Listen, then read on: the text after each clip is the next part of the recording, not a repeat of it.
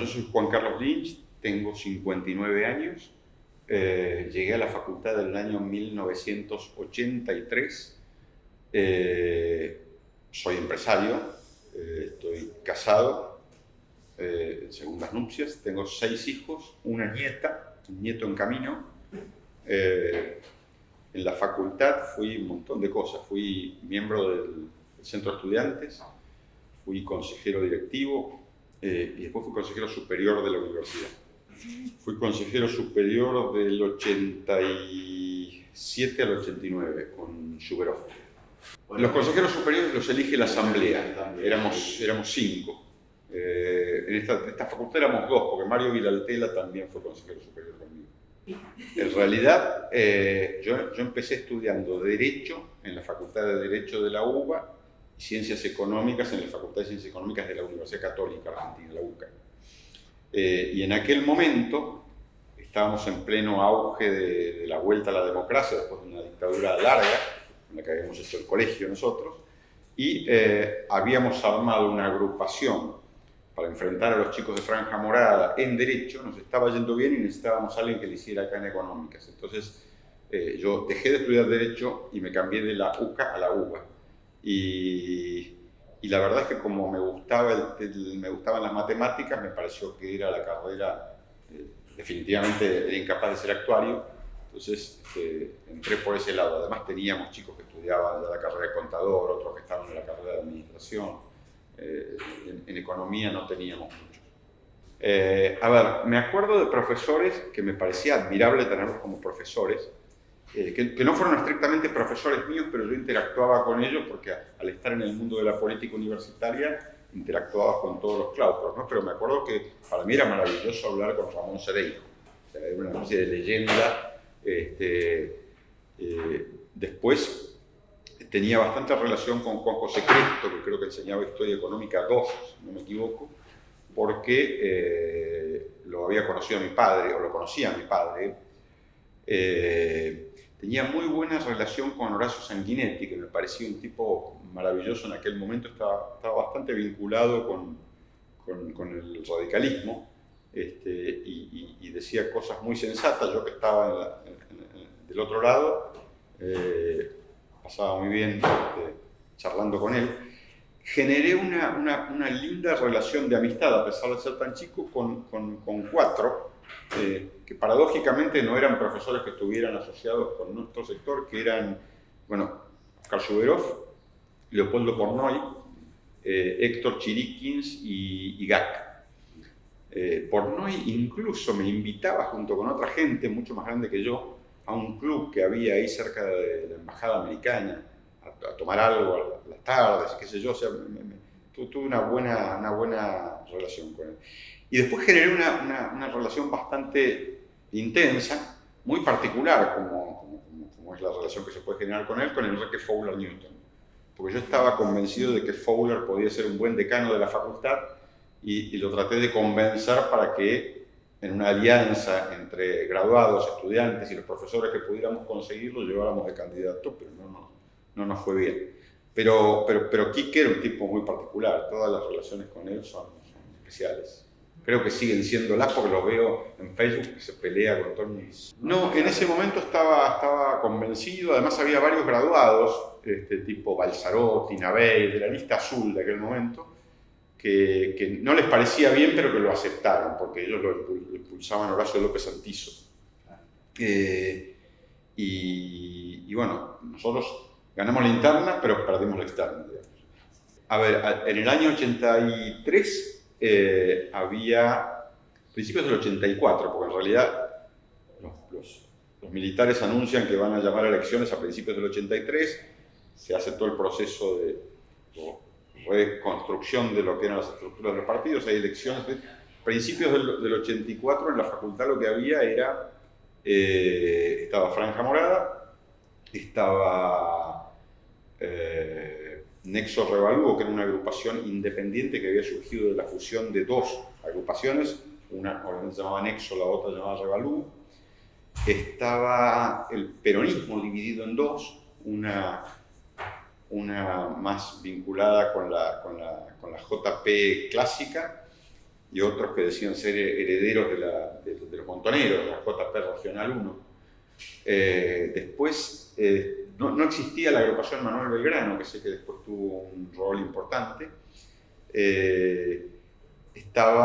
Sí sé que era una agrupación independiente también de izquierda. Estaba en aquel momento la JUI, la Juventud Universitaria Intransigente, se referenciaba en Oscar Allende, y no había muchos más. Y teníamos bueno, Shuberov creo que era decano normalizador en aquel momento. Y después fue electo decano, digamos, después de la primera elección del Consejo Directivo. Redrado venía de una de esas dos agrupaciones. Estaba Alejandro González Escudero. Sí. Sí, Redrado se había ido ya, estaba con su revista Base Cero. Nosotros nacemos con dos objetivos. Uno era correr el independentismo. Nosotros éramos muy particulares porque no éramos de la UCD, nos definíamos como de centro derecha, más liberales, pero no teníamos nada que ver con los militares. O sea, nuestro repudio hacia lo que había pasado antes era muy expreso, mientras que los independientes estaban muy espiritualmente ligados a lo que había pasado antes. Entonces, lo que nosotros creíamos es que había un espacio para alguien de centro derecha, de ideas un poquito más liberales, que no tuviese vinculación con la dictadura, y ellos no nos permitían hacer eso. Y por otro lado, entendíamos que el radicalismo iba a ganar las elecciones, porque la ola de Alfonsín había sido abrumadora y era razonable que se extendiera a un ámbito en donde había gente joven que había votado mayoritariamente por ellos. Entonces salimos fuertísimamente a atacar a los dos, a los independientes y a la Franja Morada. Tan firmemente que el primer congreso de la FUBA que se hace, nosotros vamos en la lista de unidad nacional, aliados al PC, a la JUI, a todos ellos, para hacerle contra Franja Morada. Igual ganaron, pero lo que nosotros queríamos era darle al radicalismo una discusión ideológica, no sobre lo que tenía que ser la universidad, porque ahí ya teníamos coincidencia. Nosotros somos tan reformistas como ellos, si se quiere, o éramos tan reformistas como ellos, pero la diferencia es que nosotros entendíamos que más allá de que uno pudiera tener ideas, la bajada a la universidad tenía que ser despolitizada. O sea, tenía que haber política, pero política universitaria y no política partidaria académica. Nosotros no poníamos un cartel de Alfonsín, o de nuestro Alfonsín, en el caso que lo hubiera, había un montón de Alfonsines nuestros, porque los candidatos del sector eran desde Manrique hasta Chobarat. Cuando uno se pone a pensar al final del día, era una pelea por el espacio de poder, más que por hacer las cosas muy distintas. Nosotros creíamos que ellos las hacían mal, pero la verdad es que las hacían de manera relativamente... no era grave. En aquel momento, además todo empezaba. Entonces había una gestión normalizadora, no había... ahora, por ejemplo, le critican que tantos contratos acá, eso no existía en aquel momento. Unión para la Apertura Universitaria. Fue un nombre forzadísimo, porque UPAU nace como la conjunción de un montón de pequeños grupos que estaban en la Facultad de Derecho, y la conducción de toda la agrupación no era liberal ni de la UCD, sino de origen más conservador. O sea, los que manejábamos las agrupaciones en la Facultad de Derecho, Económicas, Ingeniería, éramos Carlos Maslatón, Juan Curuchet, que hoy es director del Banco Central y superintendente de Bancos y Entidades Financieras, Héctor Huisi, que es el secretario de Telecomunicaciones, o yo. Estábamos afiliados a un partido chiquitito que se llama Partido Demócrata, donde estaba Emilio Ardoy, por ejemplo. Dentro del grupo UPAU estaban el Partido Federal, el Partido Demócrata Progresista, algunos sectores del peronismo más clásico, De hecho, muchísimos de los que estábamos en Pau durante los 80 trabajamos en el gobierno de Menem en los 90. ¿Qué creíamos nosotros? Diferencias así más o menos importantes. Creíamos que tenía que haber un examen de ingreso a la universidad. Creíamos que el examen de ingreso no tenía que ser excluyente, o sea, no había que poner cupos, pero tenían que entrar los que tuvieran un nivel mínimo de conocimiento de las materias básicas. O sea, era parecido al sistema de ingreso que había en el año 83, al principio del año 83, pero con la diferencia que en el 83 te decían hay 10 lugares, los 10 primeros entraban y los 1000 que no estaban entre los 10 no entraban. Nosotros decíamos, a ver, si vos vas y tenés un curso de nivelación y después exámenes de ingreso en áreas que creo que acá eran historia, matemática y educación cívica, alguna cosa así, y aprobás las 3, tenés nivel para estar en la facultad te recibe y venís. Ahora, si en alguna de esas fallás, lo que tiene que hacer la U es hacerse cargo de nivelarte para que en el próximo turno de exámenes, que podría ser cada 6 meses, cada 4 meses, puedas darlo y volver a entrar. Pero hacer algo tan alegre como decir, este tipo no sabe nada de historia, tampoco sabe nada de matemáticas y no sabe ni que tenemos una constitución, que venga igual y nosotros lo vamos a convertir en contador, era una mala idea. Ahí había una diferencia. Nosotros estábamos de acuerdo con el arancelamiento de los posgrados. Sí, que en aquel momento no eran tan importantes. A nosotros nos preocupaba más qué posgrados había. Nosotros, cuando llegamos, dijimos, che, tiene que haber un examen de ingreso que entre todo aquel que sabe entrar. Después, no puede ser que la Universidad de Buenos Aires no tenga, porque no tenía en aquel momento, como tienen las grandes escuelas del mundo, un posgrado en Administración Pública, que no había en aquel momento. Entonces, si vos vas a estudiar Administración Pública a Francia, o a la Escuela Kennedy en Harvard, y nosotros tenemos que empezar a recrear una burocracia estatal que permita que después de desastres que hicieron los militares, a nadie más se le ocurra que alguien tiene que intervenir, bueno, tenemos que tener una buena administración pública y nadie está ocupándose de formar a la administración pública. Y después teníamos algunos debates respecto del uso de los activos universitarios. Por ejemplo, seguimos muy de cerca todo el tema de los legados de la UBA y de cómo se utilizaban, incluyendo legados que tenían que ver con la Facultad de Económicas, porque nos parecía que la Universidad de Buenos Aires arrendaba campos para prácticas de economía agraria o de la Facultad de Agronomía, y cuando uno miraba en los registros tenía algo así como 160.000 hectáreas de campo que le habían donado, y que un administrador que nadie conocía quién era había dicho que estaban inundados, pero lo había dicho durante 12 años seguidos. Entonces nos parecía como sospechoso eso. Pero ahí no tenía nada que ver el radicalismo, porque el señor venía adelante. Es más, era tío de un diputado de la OCDE. Esto puede después en ese caso.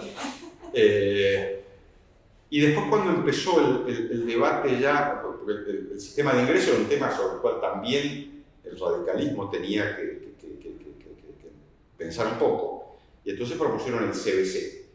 Y ahí nosotros nos opusimos ferozmente al CBC. De hecho, la única votación que no perdimos por paliza en el Consejo Directivo de la Facultad fue esa, que la Facultad de Ciencias Económicas rechazara el CBC para su uso. Y ahí éramos 16 y nosotros siempre perdíamos 12-4. Y ahí perdimos 9-7. Pero yo en ese momento pasé al Consejo Superior y me tocó defender, como representante por los alumnos además, que era insólito, porque no había ningún otro claustro que quisiera defender la postura no CBC. Y me acuerdo que el que defendió el CBC, que después se puso en contra, fue Jaime Echeverri. Guillermo era decano de medicina y él fue el que dio todo el encendido discurso en defensa del CBC, que después, cuando fue rector, lo criticó, todavía hoy lo critica. Pero teníamos algunas diferencias así más. Lo que pasa es que la pelea era medio despareja ahí, porque nosotros contábamos nuestra forma de ver las cosas, pero éramos chicos, 18, 19 años, y conversábamos o discutíamos con tipos que eran grandes, formados, inteligentes. O sea, Gak era el secretario académico de la facultad. Yo me sentaba con él a discutir el sistema de asignación de las vacantes en los periodos de inscripción. Entonces yo me sentaba, después de haber hablado con especialistas en el sistema, y le decía, mira, esto debería tener. Y bueno, era una discusión a la que nosotros íbamos muy bien preparados, pero el tipo fumaba bajo el agua. Estábamos con el viejo plan, creíamos que era un plan que se tenía que mejorar a través de la incorporación de más materias optativas. Pero en aquel momento, a ver, tampoco era un mal plan el que se proponía, era novedoso, era moderno, y le pusimos más énfasis a la posibilidad de que los que tenían derechos adquiridos sobre el viejo plan pudieran seguir durante algún tiempo. Y fue una discusión que te diría, no estábamos en dos posiciones absolutamente irreconciliables. Nosotros decíamos, bueno, ok, para nosotros lo ideal sería mejorar este plan. El plan que ustedes proponen está ok, o sea, es hacia donde va el mundo, claramente, porque no es que se les había ocurrido acá. Entonces, si vamos a ir hacia eso, teníamos 2 o 3 temas que queríamos aportar, pero sobre todo lo que queríamos era que los que habían empezado con el plan, que tenía un número, no me acuerdo cómo se llamaba, pudieran seguir con ese plan hasta el final de su carrera. Y entonces lo que había que hacer era un esquema que permitiera sostener algunas materias que se fusionaban con otras o con partes de otras y cambiaban no solamente de nombre sino de contenido. Entonces, no era una cosa muy complicada y creo que lo hicieron. Ahora, por supuesto, cuando dijeron, ok, lo vamos a hacer por 5 años, nosotros pedíamos 10, todos decían 7, pero era, lo que decíamos nosotros es, ¿sabes qué? Va a pasar que un montón de gente no va a llegar, porque el promedio en el que se cursa la carrera acá es larguísimo, y la facultad va a tener un montón de demandas, va a tener que constituir de nuevo cátedras para tomar los exámenes con el viejo plan, y además va a gastar una fortuna en abogados para defenderse en la justicia. Entonces, ¿por qué no? Si sabemos que eso va a pasar, ¿por qué no evitamos y lo prevemos ahora? Esas discusiones más prácticas. Nosotros no fuimos enemigos. De hecho, muchos de mis íntimos amigos de hoy son chicos que militaban en la franja antes. Yo te comenté hoy de que el hermano de Walter Berardo, que era el presidente del centro estudiante cuando yo era vocal del centro, nosotros lo trajimos hace 2 meses como director del museo del cual yo presido. Y con Walter hablamos regularmente, con Mario Villatela también, Martín Weintraub, que fue el primer presidente de la FUBA, es amigo mío, viene a casa con su mujer a comer. Había de todo tipo y color, porque había Miguel Ferreira, que todos nos acordamos de él porque medía como 2,10 metros, era enorme, grande, Fernando Trabuco, Ana Paula Poratelli, Sandra Mora. Ninguno se dedicó mucho a la política después. Sí se dedicó mucho a la política Mario Quintana, que fue vicejefe de gabinete de Macri. Después Christian Folger fue secretario de Combustibles de la Nación con Néstor Kirchner. O sea que tenemos una... Yo trabajé con Alberto Cohen, o sea que nos hemos hecho un poco de todo. Pero de los que estaban muy metidos en eso, te diría que la gente de ciencias económicas se dedicó mucho menos a la política que la gente de UPAU de derecho e ingeniería. La mayoría se fue al mundo privado y ahí está. Cuando yo dejo la política, me dediqué más a ayudar a mis amigos que hacen política y empiezo a trabajar para una compañía norteamericana, una firma de consultoría, y surge la posibilidad de hacer un estudio en Babson. Venía con Harvard, espera que en Babson. Babson queda en Boston, en las afueras de Boston, en un pueblito que se llama Wellesley. Y bueno, y ahí fui, era un programa que duraba 2 años, que se hacía por cuatrimestres, muy orientado a lo que es management. El programa se llama SMP, le dicen SMP, que básicamente es la traducción del Senior Management Program. Y bueno, me permitió aprender un montón de cosas. Además estaba mucho más maduro que en la época de la facultad, ¿no? Porque uno, a ver, no es porque sí que las universidades en el exterior te piden más edad que las universidades acá en Argentina para hacer un posgrado. O vas a la de ITEL, puedes hacer un posgrado con 19 años o 20 y no tenés ni la madurez profesional, ni siquiera la madurez intelectual a veces, como para ir y sacarle todo el jugo que se le puede sacar a un posgrado. Un posgrado o un estudio, digamos, en una universidad más potente, ¿no? Hice un programa que se llama DPME en el IAE. En el año 99 fue el primer programa que el IAE hizo en su campus en Pilar, porque antes estaba en la capital.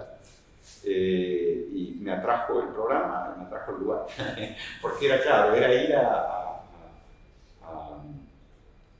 un lugar nuevo que estaba pensado para... Porque, a ver, yo tengo, por ejemplo, mi hija vive ahora en Boston, la más grande. Y cuando vos vas a las universidades allá, son todas muy parecidas, en términos edilicios, digamos. Algunos pueden tener edificios modernos, otros antiguos, pero en última instancia, los halls de entrada son iguales, los jardines en los alrededores son iguales, las cafeterías son iguales, los baños están dispuestos de la misma manera. Ellos aprendieron a lo largo de muchísimos años cómo tiene que ser el contexto para optimizar el nivel de motivación, entusiasmo y lealtad del chico al programa en el que decidió invertir tiempo y plata, sobre todo. Acá eso no pasaba. Entonces, quería ir a ver si el IAE era así, y era así. Vos vas a Cambridge, en Boston, y mirás así, te parece, te paras en Pilar, mirás así, y es exactamente lo mismo. Ellos lo copiaron, digamos, no perdieron tiempo inventando la rueda. Y si uno se pone hoy a mirar estas escuelas de negocio que salieron en los últimos años, así como honguitos, desde SEMA, que tienen muchos años, pero digamos como universidades menos, SEMA, Ditela, San Andrés, etc., todos iguales. Y está bien que sea así, porque se copian de otros que descubrieron que eso ayuda a que los chicos estudien más y mejor. Pero a mí mis amigos me acusan de ser un fanático de la UBA. Cada vez que salen estos rankings, además, yo tengo 6 hijos.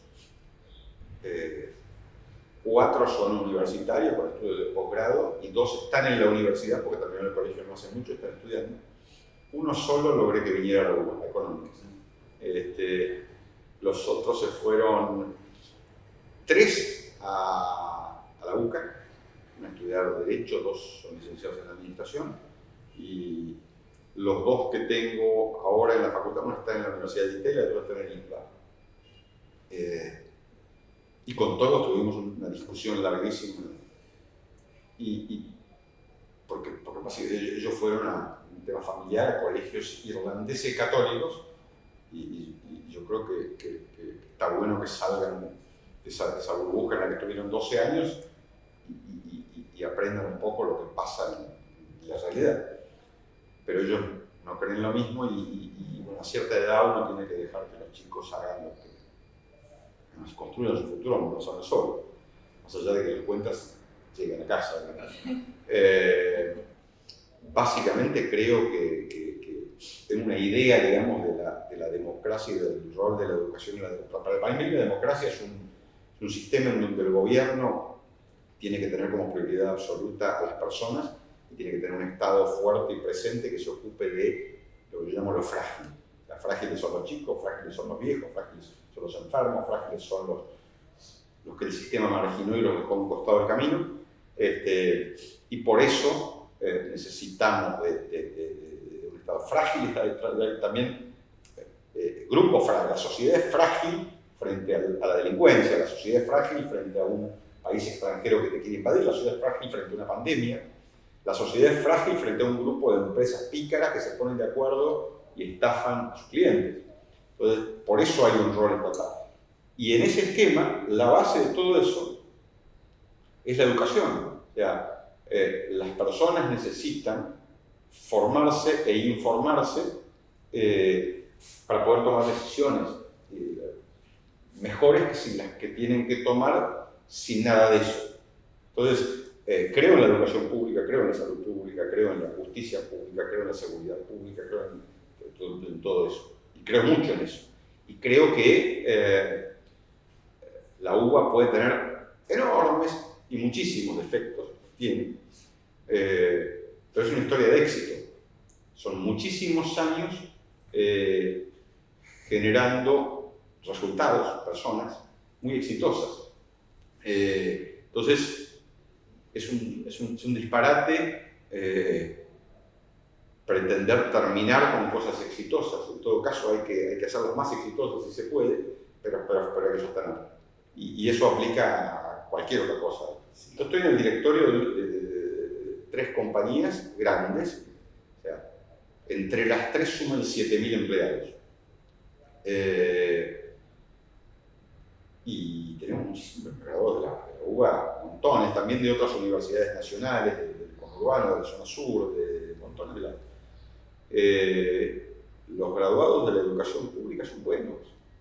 Y no es bueno que tenemos graduados de la Universidad de Seiza que son buenos, es una universidad provincial, chiquitita, con pocas carreras. También tenemos graduados de universidades privadas que son muy buenos. Pero ahí se entiende más, digamos. La universidad pública tiene el criterio de un Estado presente que acompaña y agrega valor a la gente. La universidad privada tiene el criterio de cliente que pagan y pagan mucho por algo y entonces tiene que cumplir.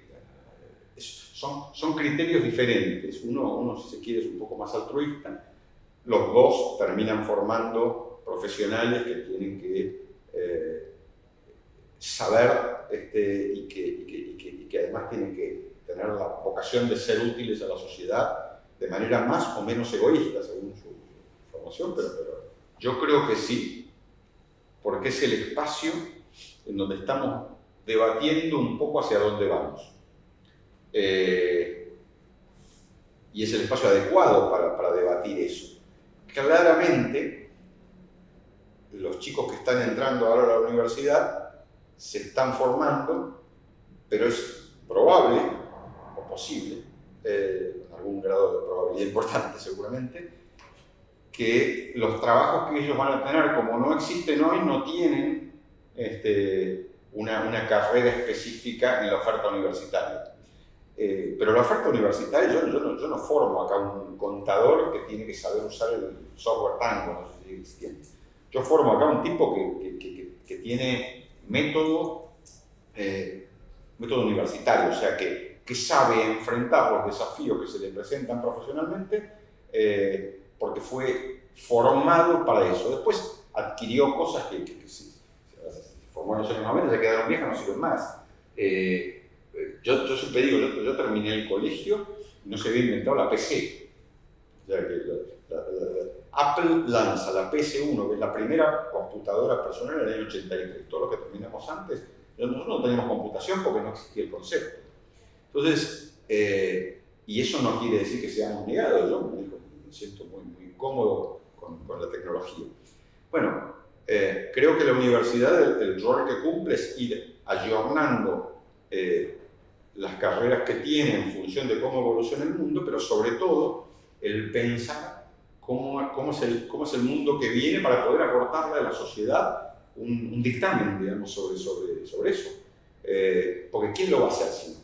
O sea, yo, y acá me pongo, casi que me convierto en un radical, yo prefiero preguntarle a la UBA o a Harvard cómo ven el futuro y no a Elon Musk o Zuckerberg. Porque ellos están haciendo su negocio y está muy bien que lo hagan y que contraten mucha gente y que haya muchísimos negocios alrededor de eso para abastecer al negocio gigantesco. Pero acá yo tengo talento, tengo método, tengo propósito, todo alineado con imaginamos qué es lo que se viene. Y creo que la UBA es un gran lugar para eso. Lo que no sé si la UBA cree ser un gran lugar para eso. Asecuranza es un grupo argentino-alemán que tiene un consejo de administración que lo preside un alemán. Yo soy el número 2 del consejo. Y lo único que hacemos nosotros es asegurar mercadería en comercio internacional. O sea, las cosas que van de un país a otro porque alguien la vendió, puede ser de Argentina a Tailandia o de México a Japón, eso asegura. Bueno, nosotros creemos que en algún momento la comercialización de ese tipo de cosas va a variar. Entonces, podemos hacerla fácil, que es tratar de crear una plataforma de venta de seguros, vender los nuestros y vender los de otros. Pero también eso se va a ver superado. Entonces, ¿qué hicimos? Conformamos un pequeño grupo de trabajo en donde estamos pensando en qué cosas vinculadas con el futuro podemos invertir en un pequeño y modesto proceso de diversificación. O sea, no sé, la energía limpia es un área en donde nosotros podemos encontrar una forma de agregar algún valor y complementar nuestro negocio. La economía del conocimiento es alguna, porque nosotros tenemos nuestra Asecuranza University y formamos a nuestra propia gente. El negocio de real estate, la gente necesita lugares donde vivir. El negocio de la alimentación en algunos segmentos, la gente necesita comer. Entonces, esas cosas, si nosotros, que somos un pigmeo chiquitito, las pensamos, la UBA debería estar pensándolas. La UBA debería poner 50 cabezas potentes, aislarlos en algún lado y ponerse a pensar qué va a pasar hacia adelante, porque los demás lo están haciendo. Yo siempre me acuerdo que me llamó mucho la atención en Babson, ya del año 90 y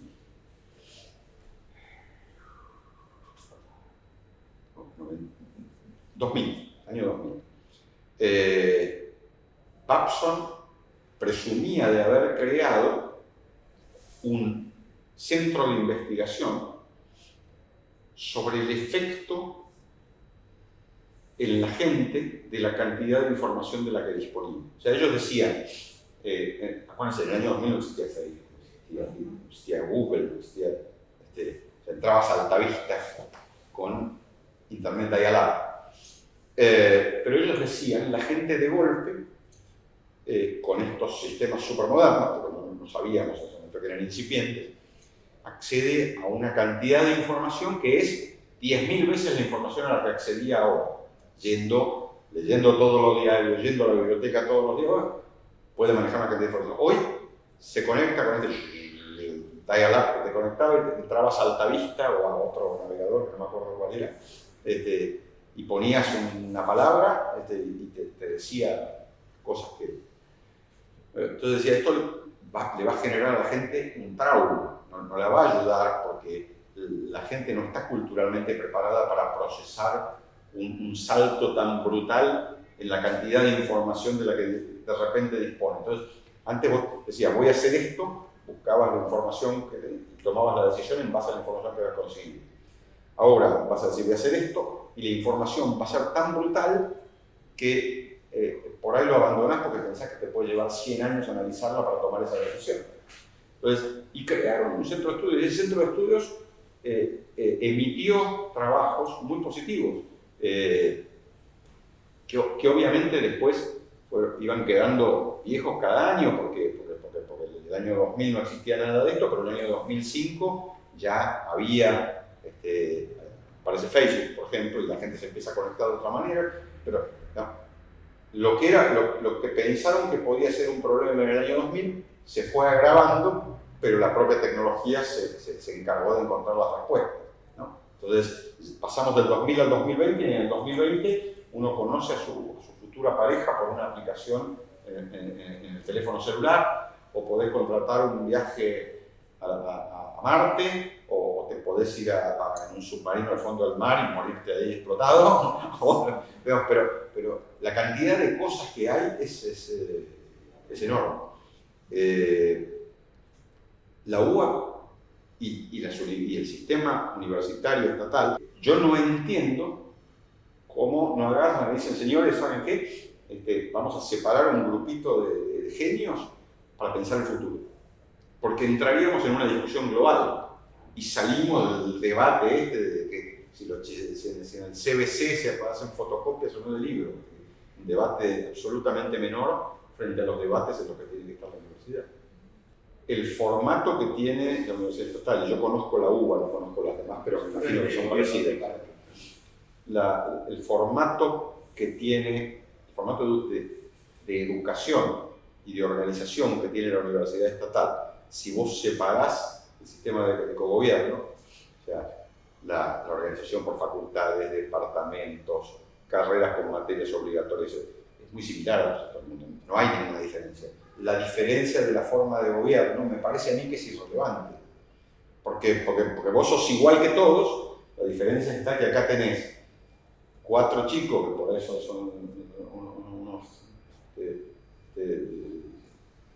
son militantes políticos, que los eligen entre todos los demás alumnos, tenés 4 graduados, que está bueno porque vivieron acá, y tenés 8 profesores que eligen un decano y toman sus decisiones. En otro lado, el nieto del señor Paul Getty, que está allí, y el nieto por ahí es analfabeto. O sea, ser el nieto de Paul Getty no te convierte en Paul Getty, te convierte en un señor muy rico. Entonces, está sentado en una silla enorme, en una mesa de madera larguísima, con un señor que por ahí fue premio Nobel de algo, un tipo que sabe de administración universitaria y se lo robaron de no sé dónde, y toman las decisiones. Me parece que esa diferencia no es tan relevante. Yo no creo que la UBA sea distinta del resto de las universidades. Creo sí que hay algunos criterios de gestión que son diferentes, que tienen que ver con la forma en que ingresan acá, quiénes ingresan, cómo se controla. Yo lo veo, incluso acá en Buenos Aires pasa. Mi hijo menor, que terminó el colegio el año pasado, entró al ITBA. El ITBA le dijo, bueno, entra. Yo dije, pero no tenés que hacer un curso de ingreso, ¿no? Se considera que todo el primer semestre estás ingresando. Entonces, si vos al final de este primer semestre no aprobaste todas las materias, te tenés que ir. Me pareció fantástico, él está estresadísimo. Y en mi familia son todos muy, o sea, mi hija en el colegio ganó las Olimpiadas Nacionales de Matemáticas y hoy es la jefa del área de fusiones y adquisiciones de Price, de PwC en Sydney, en Australia. O sea, todo el lenguaje, pero él, que era el cancherito porque siempre se sacaba las mejores notas en la escuela, de golpe está todo el día estudiando porque le dijeron que ahora en julio, después del último examen, te decimos si seguís. Y como tienen un amor propio, no quiere pasar por la vergüenza de que le digan que no y tener que irse a otro lado. Entonces, me parece que en todo caso, la diferencia de la UBA con el resto de las buenas universidades del mundo, entre que la UBA está, según los rankings por lo menos, tiene que ver más con algunos detalles de la gestión que con la forma de gobierno. O sea, para mí es insólito que la UBA rinda cuentas de la forma en que rinde. No creo que haya que hacer lo que dice Milei, que haya que meter casi un auditor. Pero digo, vos deberías tener en la universidad un directorio con directores independientes que te agarran y te hagan. ¿Qué son todos estos contratos? Está todo bien. ¿Qué son todos estos contratos? ¿A dónde fue esta plata? ¿Por qué la rentabilidad de nuestros campos es el 0,8 y no el 4,9?